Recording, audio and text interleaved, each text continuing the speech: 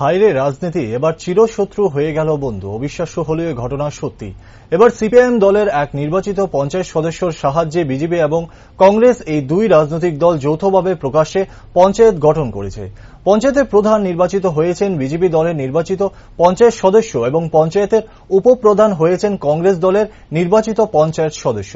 যদিও সিপিআইএম দলের এক নির্বাচিত পঞ্চায়েত সদস্যর সাহায্যে সহযোগিতা না থাকলেও এই ঘটনা ঘটত না বলে অনেকেরই অভিমত। ঘটনা কৈলাসহরের গৌরনগর ব্লকের অধীনস্থ শ্রীনাথপুর গ্রাম পঞ্চায়েতের এলাকায়। ইতিমধ্যে সামাজিক মাধ্যমে এই ঘটনা চাউর হতেই শ্রীনাথপুর গ্রাম পঞ্চায়েতের বেশিরভাগ পঞ্চায়েত সদস্যের মোবাইলের সুইচ অফ হয়ে রয়েছে। উল্লেখ্য, 13 আসন বিশিষ্ট কৈলাসহরের গৌরনগর ব্লকের অধীনে শ্রীনাথপুর গ্রাম পঞ্চায়েতটি অবস্থিত। রাজ্যের সর্বশেষ 2019 সালের পঞ্চায়েত ভোটে শ্রীনাথপুর গ্রাম পঞ্চায়েতে বিজেপি দলের 6 জন, সিপিআইএম দলের 5 জন এবং কংগ্রেস দলের 2 জন নির্বাচিত পঞ্চায়েত সদস্য হয়েছিল। ম্যাজিক ফিগার 7 একা কোনো রাজনৈতিক দল ম্যাজিক ফিগার দখল করতে না পারায় প্রথম দিকে সিপিআইএম এবং কংগ্রেস দল মিলে পঞ্চায়েত গঠন করে সিপিআইএম দলের নির্বাচিত পঞ্চায়েত সদস্য পঞ্চায়েতের প্রধান এবং কংগ্রেস দলের নির্বাচিত পঞ্চায়েত সদস্য পঞ্চায়েতের উপপ্রধান হয়েছিল। এভাবে কিছুদিন চলার পর নিজেদের মধ্যে ভাগ বাটোয়ারা নিয়ে ঝামেলা হওয়ায় পঞ্চায়েত ভেঙে যায়। আপনার কি নাম? আমার নাম সিরাজ মিয়া। আপনি কোন দলের পঞ্চায়েত সদস্য? বিজেপি দলের পঞ্চায়েত সদস্য, আমি বিজেপি দলের প্রধান।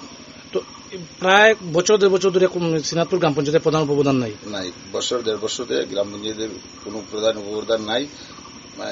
গ্রামের কোনো কাজকর্ম কিছু হইতেছে না। গরিব মানুষ কোন ধরনের সাহায্য সহযোগিতা পাইতেছে না, গরিব মানুষ কোনো সাহায্য সহযোগিতা পাইতেছে না। তো গরিব মানুষ সাহায্য সহযোগিতা করার স্বার্থেই আপনারা সবাই দলমত নির্বিশেষে একসাথে বসে পঞ্চায়েত নির্বাচন করেছেন। পঞ্চায়েত নির্বাচন করছে। তো আপনি তো সিরাজ মিয়া বিজেপি দলের পঞ্চায়েত সদস্য, মানে বিজেপি দল থেকে পঞ্চায়েত প্রধান নির্বাচন হয়েছিল। আর উপপ্রধান কে হয়েছিল? উপপ্রধান আমরা সালাম মিয়ারে দিছি। আমরা মেম্বারের মধ্যে সবাই মিলে আমরা পঞ্চায়েতটা বানাইছি। উপপ্রধান আমরা সালাম মিয়ারে দিছি। আব্দুল সালাম উপপ্রধান হয়েছেন। উনি কোন দলের?